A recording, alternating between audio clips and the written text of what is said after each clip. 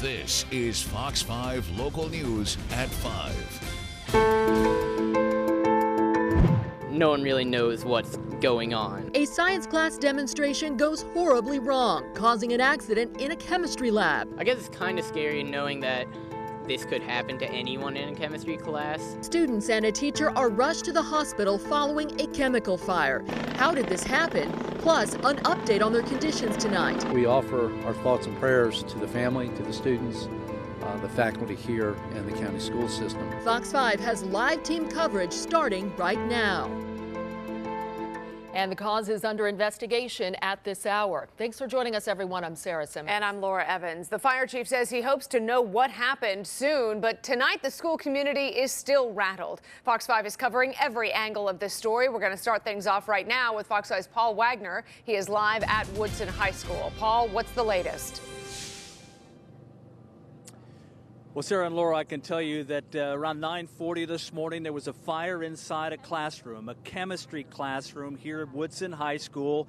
And what we understand from the fire chief right now is that this was a demonstration by a lab teacher about the changing colors of fire, and something went terribly wrong. The exact reason for what went wrong, we still don't know, but we know that 5 students were injured, 2 of them very badly, as well as a teacher who was treated here on the scene. 2 students were flown out, 1 to MedStar, and the latest information we have now is the one that was flown to Children's Hospital has been downgraded to critical and is now in surgery. The fire alarm went off inside the school about 9:40, about 10 minutes into the period. Some students thought it was a drill until they saw a fire truck pull up to the school.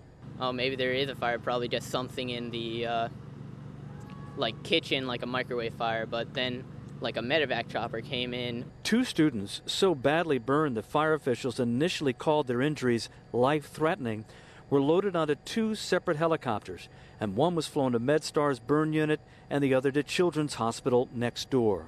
What I can tell you is the first engine officer responded to the scene, first encountered the fact that we had an evacuation going on, which was great that the school did exactly what they're supposed to do. Second, they were met with several injuries, and they had those immediate things to take care of. And then thirdly, they did report an active fire in the classroom. Chief Richie Bowers says an overhead sprinkler inside the classroom tamped down the blaze until firefighters made entry with a hose. He says approximately half of the classroom sustained damage from smoke, water, and flames. They did exactly what we have asked them to do, which is notify 911, do what you can to prevent further harm, and then thirdly, get out of the school, which they did. The students who were evacuated from the school were taken to the football field, where they were then dismissed for the day a few hours later. On behalf of Dr. Karen Garza and the leadership team, that our thoughts and prayers are certainly with the injured students and their families. We are going to do all that we can to support them and to respond to their needs. According to Dr. Ivy, the students were a mixture of sophomores and juniors, but neither she nor the fire chief could say for certain the ages or genders of those who were burned. Chief Bowers did say none of the students were in Halloween costumes, and he wasn't sure if any of them were wearing protective gear during the experiment. We also want to point out that Chief Bowers was asked several times and explained several times that this was not an explosion, it was a fire involving chemicals, but exactly why it happened is still unclear. There is a football game scheduled for here at Woodson tonight at 7 o'clock against West Springfield. That game is on. Matt Acklin has been working the story alongside with me all day long out here in Fairfax County. He's been able to find a student who was inside the class when the fire broke out. Matt, what do you know?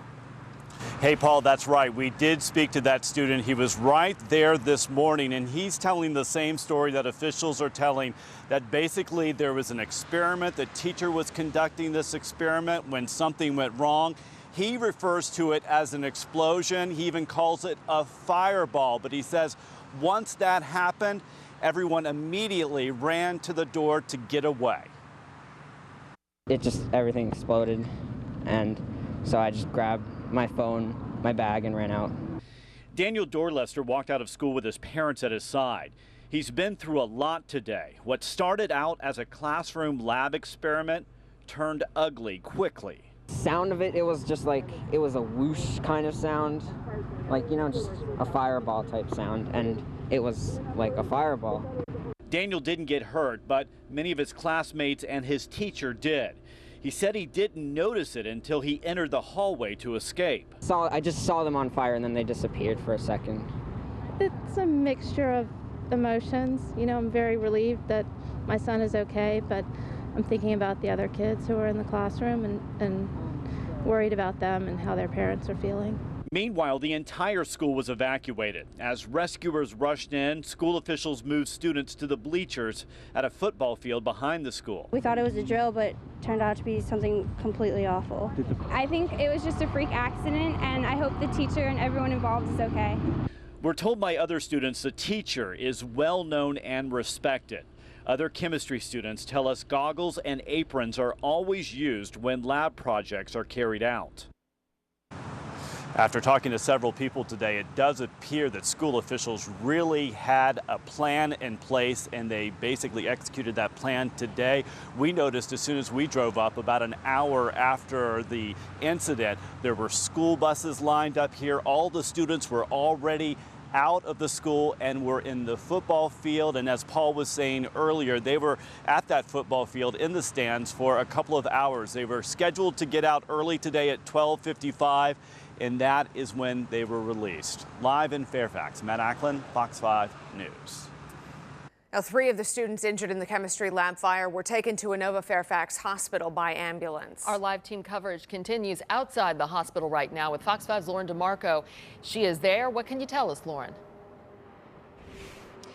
Well, we do know that from the Fairfax County Fire and Rescue, as you said, 3 of the students were taken here. The information from the hospital itself rather slim because they are citing privacy laws. But we do know that, of course, the students taken here by ambulance, so their injuries less severe than those that were flown out via medevac. Fairfax County Fire and Rescue says the 3 students taken to Inova Fairfax had minor injuries. They can't confirm exactly how they were hurt, but one spokesman tells me that he is hopeful some may have already been released. The students were treated at the scene before being put into ambulances. In fact, fire officials praised the school and first responders for their quick actions. The students were apparently removed from the chemistry classroom where the fire broke out and were in the hallway when first responders arrived. School staff had been tending to them while the 911 call was made and the rest of the school was evacuated. Now, we do know that at least one student that was taken here has been released. He is a young man. He is at home tonight. There have been some reports that all 3 of the students have been released. I haven't been able to confirm that as of right now. We do know that the teacher who was injured was treated at the scene, not taken to an area hospital. And I did learn tonight that at the football game at the school, students will be wearing white in honor of the injured victims. Again, 2 of the most severely injured victims still at other hospitals tonight. Our Emily Miller joins us live with more on that. Emily? Thanks, Lauren. Well, 2 of those students, the ones who are most severely injured, were taken from Fairfax to D.C. to come to the trauma centers here. One student is at Children's Hospital, which is the building behind me, and another one is at MedStar, which is right behind that on the same campus. As you can see from this morning, the 2 students who were more severely hurt were flown by helicopter from Woodson High in Fairfax to D.C. trauma centers. A source tells Fox 5 it was a boy and a girl. The yellow helicopter is the medevac, which took 1 student, and according to Fairfax police spokesman, they took the 2nd student in their chopper. Soon after, as you can see here, the helicopters landed in D.C. Fairfax police said theirs is a gray helicopter. They dropped 1 of the students at Children's. The hospital spokesperson would not talk to us about this case, but Fairfax Fire said that student is now in critical condition, and as you heard my colleague say earlier, that student is in surgery. The yellow helicopter medevaced 1 student to MedStar. A spokesman told us that student is in fair condition, and the Fairfax Fire Department said that student will spend the night. The Fairfax fire chief explained why these 2 students needed to go to trauma centers. There are no life-threatening injuries. However, with any type of burn injury, the possibility for infection is one of the things that certainly causes a great deal of concern. The burns were extensive enough, obviously, that they needed to be transported to the appropriate facilities, i.e. the burn center or the Children's Hospital Burn Center. Well, after we saw those helicopters, again, took off after they dropped the kids here, the hospital spokespeople, press people asked all the media to leave the campus. So that's why we're out here. But we are going to continue to talk to the spokespeople of the hospital, get updates on that one student who's in surgery and the other student who is in fair condition who will be spending the night here. From Washington Hospital Center, Emily Miller, Fox 5 Local News. And we will have continuing coverage on this developing story on air, online, on our Twitter pages and Facebook pages as well. And on a lighter note, let's take a live look outside because it has just been a gorgeous day out there. Trees are looking lovely. Sue, I couldn't help but be so glad and grateful for my backyard. It was, really is. you know, it was one of those things I was like, wow, I wish I could just hang out here all day. And what's crazy is that the leaves really didn't start off being so gorgeous. No, they didn't. And they've put on a show in the past few days. They really have, and I think the best part of the day is toward the end when the sun is going down and you get that golden glow on everything. And I saw the picture you sent out of your backyard, Sarah, on social media. That was on Facebook, I think. Yes. It looked gorgeous. Page. Yeah. Beautiful. In fact, I'm inviting myself to come over and hang out in your backyard. Sure. Afternoon. You bring the wine. You know it. We are a lot chillier, though, today. Laura and Sarah, you've probably noticed that. Yesterday, we were 73 degrees. Today, right at the moment, we're at 57, and I don't think we've been any warmer than about 60 degrees. That wind not helping either, but this cool down isn't going to last too long. But if you're heading out tonight to Friday Night Football, I'll show you that forecast in a moment, or just planning to head into D.C. or somewhere, a local restaurant, grab a jacket because it will get cold pretty rapidly. The sun goes down at 6:10, and while we've had a few clouds around today, I think they're going to rapidly dissipate, and clear skies with a little bit of a breeze that we've had, that will also get a little bit lighter. So that generally means we're going to have a clear and chilly evening. And in Palca terms, that's cold for me because I think a lot of places may head for the 30s overnight. But for Friday Night Football, and by the way, our game of the week, Damascus Hornets versus the Seneca Valley Screaming Eagles. So a Montgomery County matchup here that should be really fantastic.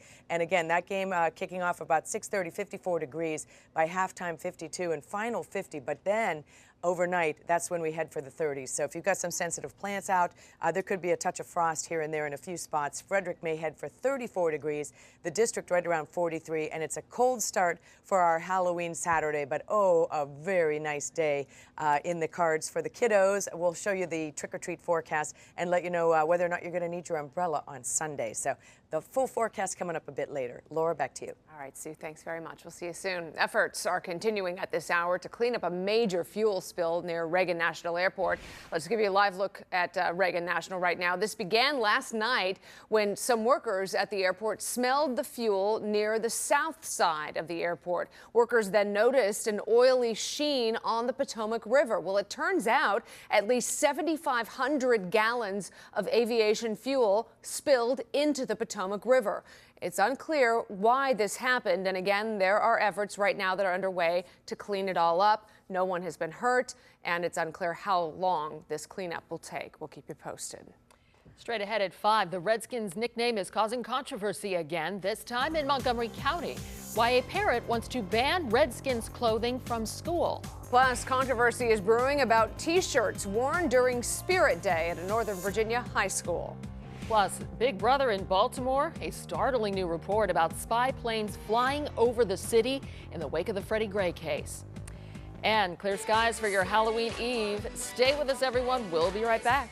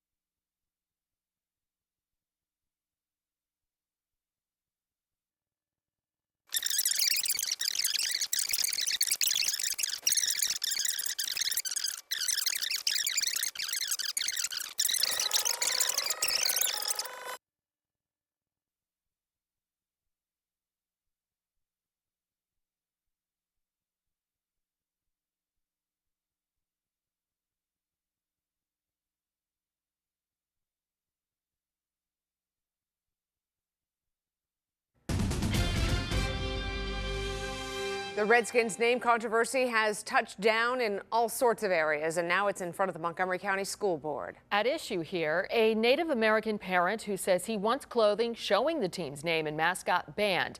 And as Fox 5's Tom Fitzgerald reports, he's using the school's own policy against offensive clothing as the basis for his argument.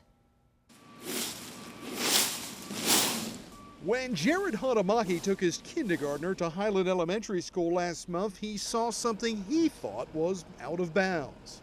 We walked up to school and saw the principal in burgundy and gold. It wasn't the colors that offended Jared. As a Native American, he says the Redskins name and logo are racial slurs, and he wants them banned from Montgomery County Public Schools. I am a tribal member. I am a citizen of the Sault Ste. Marie tribe of Chippewa Indians. Jared went to Montgomery County School Board demanding they enforce their own dress code policy, which clearly states students should not wear clothing that offends. The school district has a policy that says that any clothing that is offensive is inappropriate for the school environment.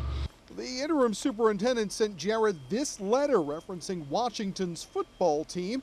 It explained how in 2001 Montgomery County decided to adopt different mascots for schools that had previously used Native American imagery or logos. But as for the debate on banning such clothes, the letter says the schools will monitor its impact. Now, clearly, there are two sides to every story, and about 40 parents here at the Highland Elementary School put their names to this testimony to the Board of Education. They say the Redskin name is not offensive, and they do not want this school policy to change. Highland Elementary parent Vanessa Miranda spoke for the group that wants students and staff to keep the right to wear Redskins clothing. This is not just about the Redskins team or the ward. None of us are trying to dehumanize Native Americans, but rather are demonstrating our American love of football. But Jared disagrees and says if there's a policy on offensive clothes and he's offended, the school should act. I mean, they wouldn't let kids come to school with a Confederate flag or a swastika on their shirt. The school spokesman, well, he declined to speak on camera, instead writing an email saying they're dealing with the issue in a respectful manner. Tom Fitzgerald, Fox 5 Local News.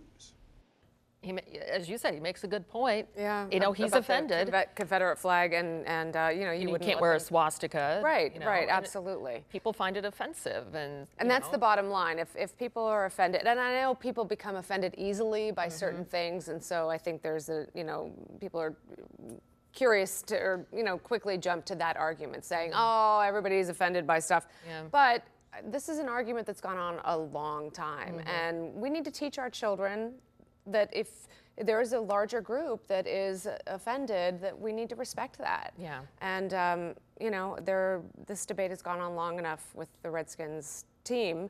That it's maybe a good idea just to keep it out of the school for the time being. So. Well, yeah, or you teach it at home, and then I don't know.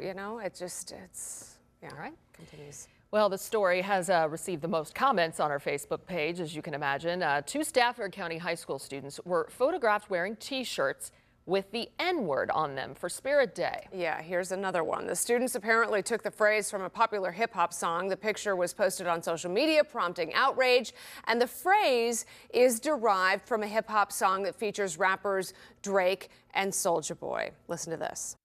Is that what they were quoting? Because I'll be honest with you, I don't know what they were quoting. I think it boils down to the parents, and I think the parents need to take more action on what their kids are doing.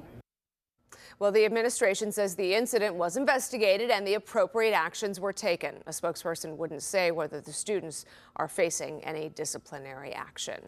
Well, the story had a lot of plenty of you, sounding off on Facebook. Eileen Cruz, you can sing it. It's on the radio, but you can't put it on a shirt. Really double standard. People need to stop being so sensitive. Boycott Drake.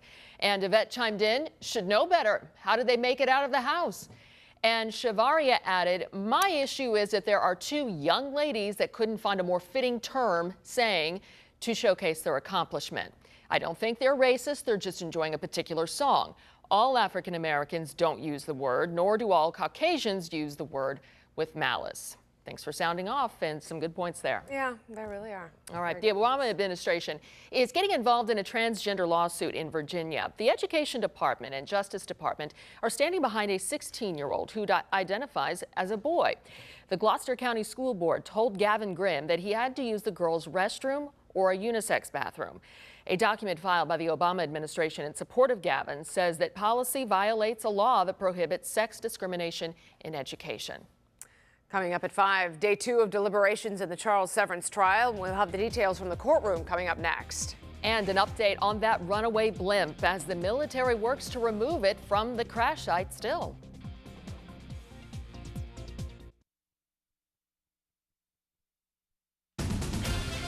This is Fox 5 Local News at 5.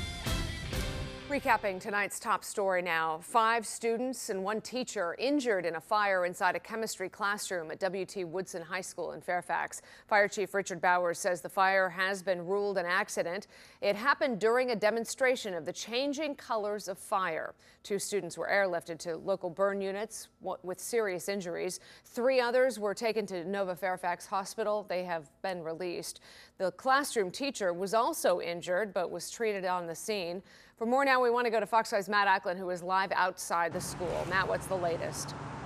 Hi, Laura. Well, right around 12:55, the students were released from school and they started coming out here on the sidewalk. All of them had stories to tell. Many of them had been shaken up, really not only worried about getting out of the building because they knew there was a fire, but they were worried about their friends. They kept hearing about their friends over and over, that some of them had been injured, airlifted to the hospital.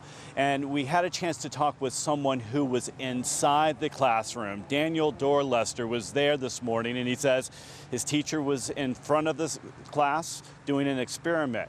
Let him tell the story. Let's run that video right now. Our teacher was giving a demonstration of how different elements, I guess, like copper, lithium, could change the color of fire. And she had lit a small fire on the lab table of, a small fire, and she was adding the chemicals. It was fine.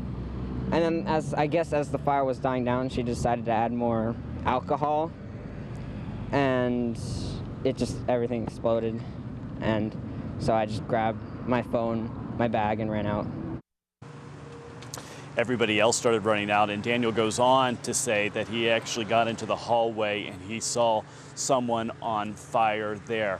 After this happened, almost immediately the school evacuated. All the students went to a field behind the school. There's a football area there, and they sat in the stands for several hours as authorities came in and put out the fire and investigated all of this. Once again, they were released around 12:55. Daniel was here with his parents, and his mom said that she had mixed feelings. On one side, she was happy that her son was okay. On the other, she was truly worried about the students and the teacher who were all hurt today.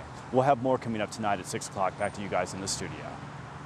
To Maryland now, where Frederick County investigators are asking for the public's help in finding a missing family. Myung Ju, his wife, and their 3 young children were last seen a week ago. A family friend reported them missing when he didn't return to work. When investigators checked their home, the car was missing and cell phones had been turned off. Police believe they could be in a 2005 Mercury sedan with Maryland tags, which are A386986. Anyone with information on their whereabouts is asked to call police. A brief court appearance today for an Arlington man facing a murder charge in the death of his estranged wife. But the arrest of David Black was anything but swift. It came more than 6 months after Bonnie Black's body was found. Fox 5's Lene Burns has more now from the Arlington County Courthouse. David Black was the only suspect for us throughout this investigation. This is 46-year-old David Black's booking photo, released by police Friday morning. After 6 months of investigating and gathering evidence, Arlington police charged their suspect with first-degree murder and burglary. We can say that the neighbors and the community in Arlington can feel a little bit safer today, and they've echoed that to our officers in our department, that they just have an overwhelming feeling of safety at this point. 42-year-old Bonnie Black was found dead in their home in this Arlington neighborhood on 18th Street South back in April. The Blacks' 2 young children were found wandering outside in their pajamas. Police say they had been called to the house before on domestic issues, and the couple was apparently going through a bitter divorce. Bonnie was found stabbed in the chest and neck.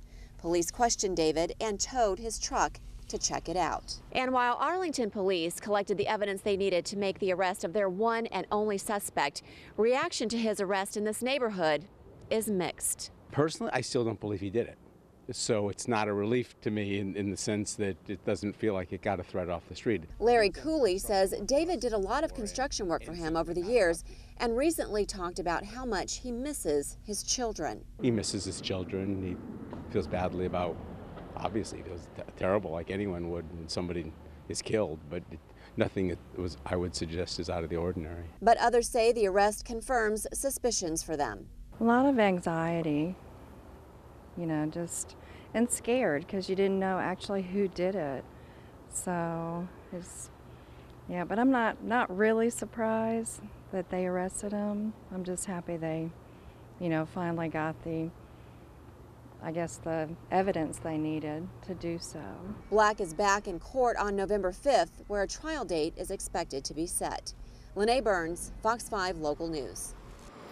A suspected hit-and-run driver is in custody after hitting a Maryland State Troopers vehicle. It happened on the outer loop near Allentown Road this morning. The trooper was conducting a traffic stop at the time. He was in the car when it was hit, but the trooper was not hurt. No more tipping, where one bar owner says he doesn't want customers to worry about the tip. He's got it covered. That makes it easy. And it couldn't be a more fitting honor this weekend. The iconic Exorcist steps in Georgetown are finally getting some recognition. It's taken this long? My goodness.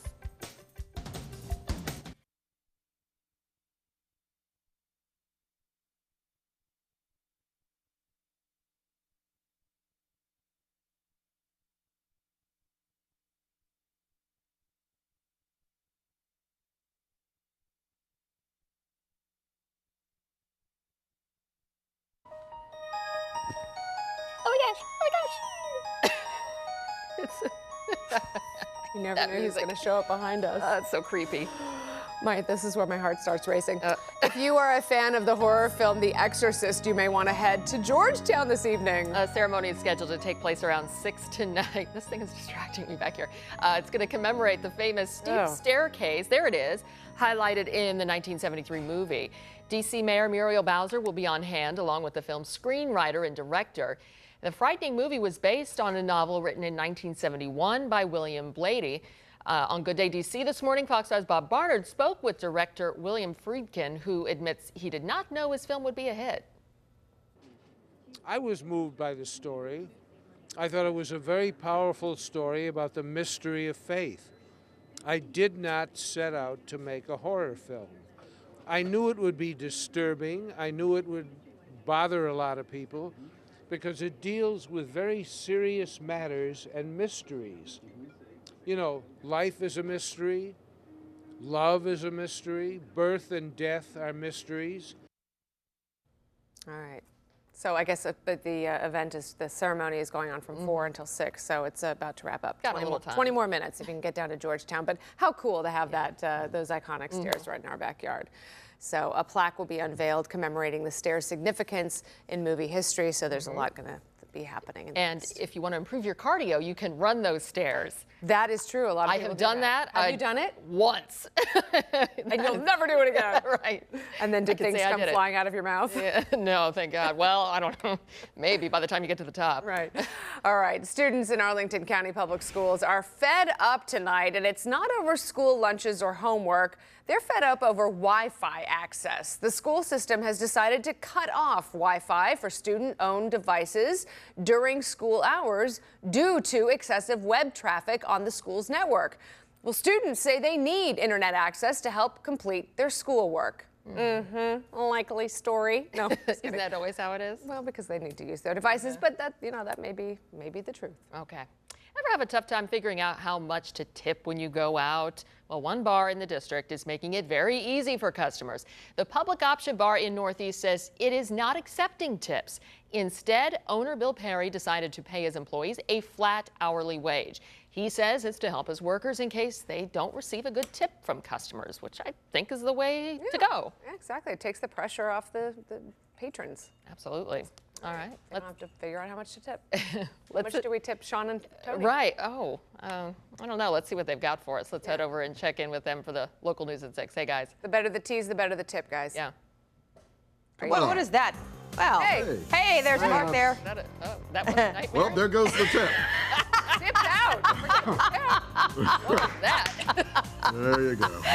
All right, hey guys, how many times have you complained about not having enough time to work out? We're going to show you the solution that one business came up with. Their goal is to boost people's minds and metabolisms. And speaking of giving people a boost, that's what a facelift is supposed to do, right? Well, researchers found they don't actually work on some people the way most of us think they're supposed to. Then Game 3 of the World Series airs tonight right here on Fox 5. Wait until you hear how much some superfans shelled out to sit right behind home plate.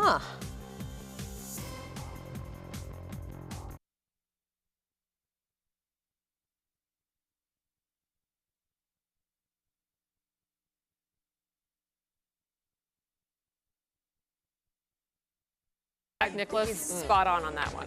Or whatever. Have you seen it? Yeah. Oh, yeah. Many times. Many times. It's on around this time of year. Number 4 is Halloween. Absolutely. That's like a classic. You have to watch that one on Halloween. Yeah, I agree. So Kevin's spot on with that. Now, here's the one that we were all in the newsroom kind of like, what? Yeah. Nightmare Before Christmas is his number 3. One, I've never seen it, and some other people were like, it's like not really, you know. It's not a Halloween movie, it's a Christmas movie. Yeah. But I think what Kevin loves about it is the brilliance of the making of this movie. Yes, I know. Yeah, he's way into that. Number 2, Cabin in the Woods. This one I have not seen. I haven't either. Let's see some of the video. Maybe we should just get back and watch this one. Oh, Cabin in the video Woods. of it? It does sound scary. And anybody don't have video of it. You guys, have you seen it? It's coming. Nobody in here has seen it, so Cabin in the Woods. we'll take your word for it, Kevin McCarthy. Maybe we should watch it they this always weekend. start off with, happy family, everything's great. And then they'll drive that RV into an area where, of course, nobody else would, because it's the creepiest place. Oh, yes, let's drive in there. What was that guy just doing in the back of the RV? I don't know. Okay. Didn't see that one. And then Scream is his number 1. So, I mean, that one is just heart racing. That's a classic. It is. Oh, you know, I'll go with that. Phone ringing, the popcorn popping. Here's another one, though, and he didn't. Tell me if you agree with this one. Amityville Horror. That movie? Oh, yeah. Amityville, New York. The house was haunted. And one a couple years ago that I kind of like, and I've watched it more than once, was The Conjuring. That's been out there, and I thought that was pretty creepy. Well, and we had some Facebook friends weigh in on this. Kalisha Dixon said Scream Evil Dead, which I've never seen, and that sounds pretty creepy. Daniel Davis said Exorcist 3. He said he cannot watch that at night because it's that scary. I have not seen that one. Robbie White says Texas Chainsaw Massacre. Have not seen that. Will not see that. I won't. He says that. Chip McIntyre says Psycho. And Sabrina Kerr says Jeepers Creepers. So thanks for weighing in. All right, watch those scary movies this weekend. All right. So are we going to sue next, or are we showing pictures? Well, look who's so scary. Hello. Yes, I'm scared of myself. Hey, we've Mike Thomas and I have costumes. We're thinking we're going to debut them on social media a little later, but nothing too elaborate like they had on our morning show. If you haven't seen some of the pictures from this morning's Good Day DC show, check it out. And I vote for Allison Seymour. Fantastic costume this year. We are celebrating Halloween, though, and it is tomorrow with the kids getting a Saturday for trick-or-treat. How great is that? Here is your trick-or-treat planner. 59 degrees at 7 o'clock. The sun goes down about 6:15, so it's dark by about 6:30, so expect the kids to be coming on in. By 9 o'clock, 57, and by 11 o'clock, about 56 degrees. So definitely bundle up, but you know what? We've been colder and we've been wetter, and that's not too bad. By the way, tonight, if you're heading out, bundle up. But if you're going to be parking yourself in front of the television to watch Game 3 on Fox 5 at 8:07, this is what we think the Mets are going to be playing in tonight, about 53 degrees, winds out of the northwest at 7 to 14. We've had some breezes around as well today, but we think they're going to get a lot lighter as we go through the day. Hey, we've got to enjoy the last of these wonderful foliage pictures. Matt McKinney took this picture. He says, looks like peak week to me. I'll say so. And it looks like Matt's down in Annapolis with the Capitol there peeking through the leaves. That is absolutely gorgeous. And William sent this one of the Matthew Henson Trail. You can see some of the leaves are coming down now, but still great picture, great color, and a really nice day, even if it was a little bit on the cool side. 61 degrees at Reagan National. That's actually below average. Dulles and BWI only in the upper 50s.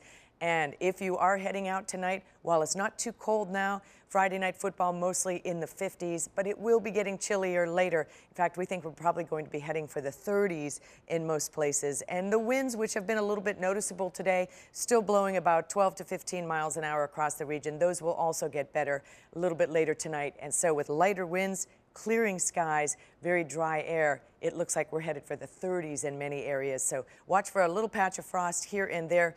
About 43 degrees for us in the district. Your weekend weather headlines: Saturday is going to start out sunny and on the cool side, obviously, with those temperatures heading for the 30s overnight.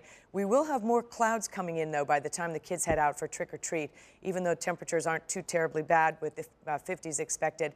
On Sunday, there could be an early spotty shower, and I'm wondering if Tony Perkins is listening. He was asking yesterday about showers. Looks like they're earlier in the day and very hit or miss, Tony. As the day goes on, if we get some afternoon sun, which we think may happen, we could get pushing into the upper 60s, if not up and over 70 degrees in some spots. And that will be the beginning of a warmer trend that we're going to be seeing as we head on into November. Satellite and radar, you see we have a little bit of cloud cover that's been around today. Very heavy rain, problematic rain across Texas. This is part of the system that we'll be watching as we head on into the weekend. Now, this could bring us a couple of showers on Sunday, but not a lot. We'll put this in motion, and you can see as it heads in our direction, we get a little bit of the cloud cover from it, and not much in the way of showers. But if we get some of this sunshine in the afternoon, it's definitely going to warm up on Sunday afternoon. Speaking of warming, on our temperature trend where the average high is 64, we're close tomorrow at 62. We're above it Sunday, and again, we could hit 70 if we get enough sunshine. Monday about 67, Tuesday 72 degrees. Most of next week we expect to be in the 70s. This evening 43 degrees, so getting chilly for those games tonight, and maybe if you're going to be out late tonight, keep a jacket handy. Tomorrow about 62 degrees, and your Fox 5 AccuWeather 7-day forecast, we are going to be looking at a mild week. Now, reminder, the time changes this week. Sunday, set your clocks back 1 hour as we return to standard time. And sun goes down at 5:07 on Sunday. I know, I don't. So early. We have, by the way, a gorgeous sunset going on. I can see a little bit of the picture. If you get some of those pictures, send us in. I called it a Halloween sunset on Twitter. Just gorgeous. But next week, I think we have some Indian summer coming with temperatures in the 70s. Excellent. So that'll be kind of nice, right? Yeah. Excellent. And how lucky are we that we're not going to have rain for trick-or-treating? So many years we've had rain. We've been on a streak for a while now where it's been dry. A little bit chilly, but I think the kids are going to love it. And how nice that it's a Saturday, too. Oh, yeah. And sleep it off Sunday. It was a little bit chilly out at the Halloween parades today. A lot of schools had Halloween parades. I went to my kids' Halloween parade today. So this is my son, Wallop. This is my daughter in the Rainbow Unicorn with her friend Julia. So that was Drew with Julia. And Sienna is an M&M. She's a green M&M with all of her friends. So that was Drew, the Rainbow Unicorn. She was hiding. Well, she was embarrassed that I was showing. So my husband put all of the pictures together to show how the different reactions from each of them. So Wallop was just front and center in the parade, and Drew could not stand that her parents were waving at her. Oh, I remember those days. So, I showed up once for the Halloween parade at my daughter's school as a weather map, and she was like this. Yeah. Totally disowning you. We'll be right back.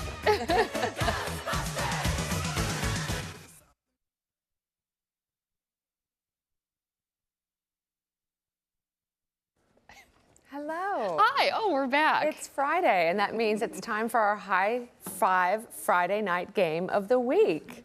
And this week, it is Damascus against Seneca Valley. It's actually a really good battle between two Montgomery County teams. And these two teams, they're going to be battling it out for the top spot in the Montgomery County 3A standings. But Damascus quarterback Julian Kennard, he's already won a much bigger battle. This is quite a story that you've got. Yeah. It's really good. Damascus High School has a storied football tradition. Football's got 7. And this year's team is favored to return to the Maryland 3A state finals. The goal is always to get to the state championship. The Hornets are led on offense by All-State running back Jake Funk and quarterback Julian Kennard. When things aren't going our way, he's one of the guys, that really does a good job at calming down the team.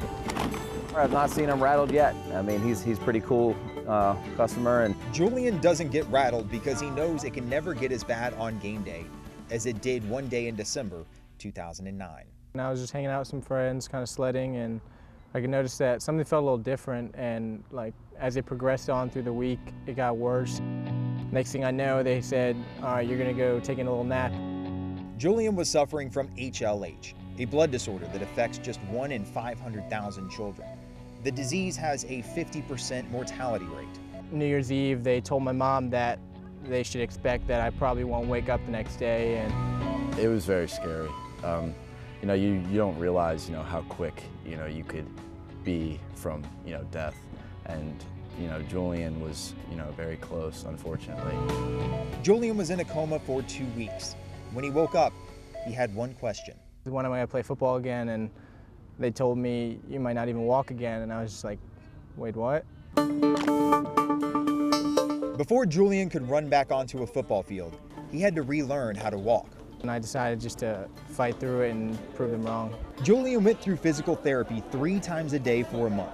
He put in the work off the field as well. What can we learn for the next quarter? Kennard had to miss 3 months of school while he was in the hospital, but he didn't let that stand in his way. He now has a 4.4 GPA and wants to major in engineering in college. And there's always something to live for. There's always something to keep fighting for. Just keep fighting, and eventually you'll make it through it. On the field, Julian and his teammates have the Hornets undefeated and well on their way to accomplishing a goal they set way back in middle school. 8th grade, 7th grade, it was all to win a championship. And, you know, this year it's the same exact thing, to go out there and win a state championship. It's kind of great knowing that I've grown up playing with the same family basically for all my life, and now we're going for our dream for a state championship together. So the 3 players there at the end, Julian, Jake Funk, and Daquan Grimes, they all played on the state champion 8th grade team for Damascus, and you know they were there when this happened to Julian, and they've seen him work his way back, and now here they are. They're undefeated, the best team in the area, and taking on a very good Seneca Valley team. But their goal is to win a state championship. Awesome. Yeah. Tonight they can do it. Tonight's game will mean a lot, that's for definitely sure. will. All right, thanks for joining us tonight here at 5. Fox 5 Local News at 6 starts right now. This is Fox